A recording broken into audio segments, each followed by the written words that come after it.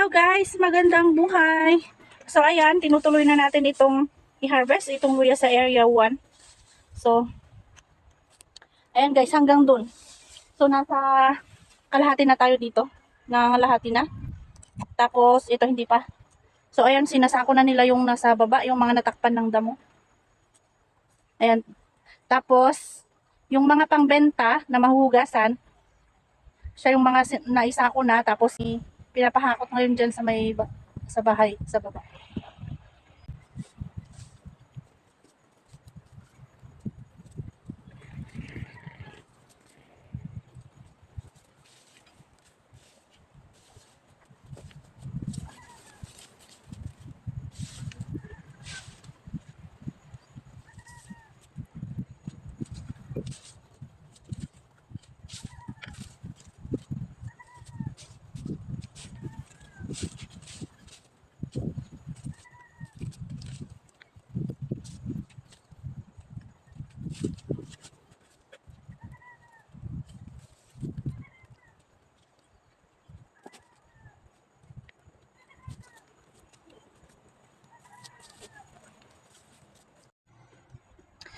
So ayan, sinasako na yung mga natakpan ng natabunan ng ng mga dahon.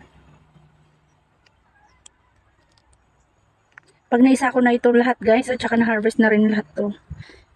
Yan, i-update ko kayo kung ilang sako ang na-harvest natin dito sa area 1.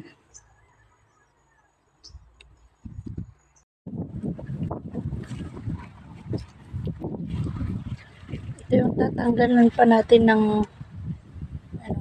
lupa. Pipiliin natin ito pang binhi. Ayun o, malalaki.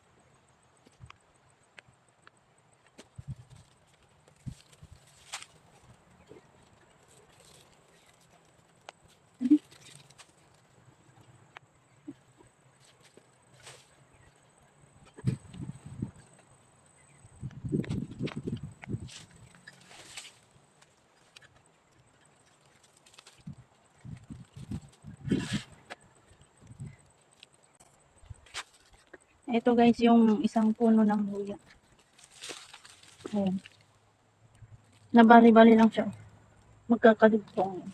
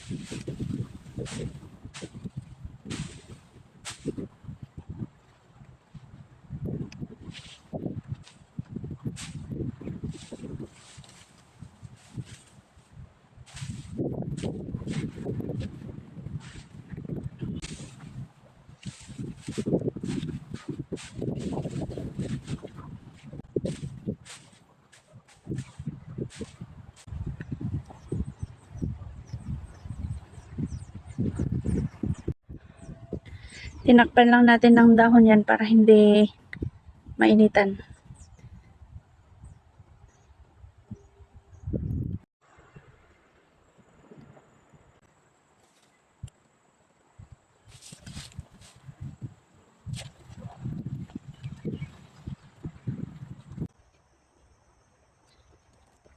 So hapon na guys. Oh, ito yung naanin natin dito sa area dito sa banda dito. So ito, isang ganito lang siya.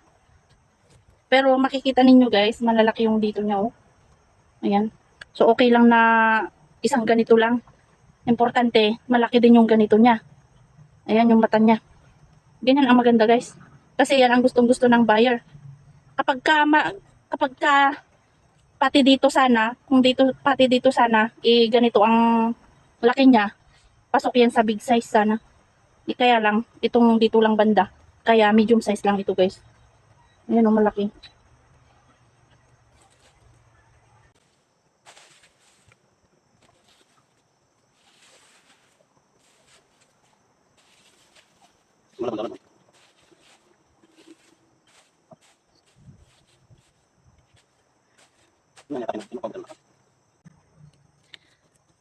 Thank you guys sa panunod. So may hindi tayo natapos, mga 3 linya yan.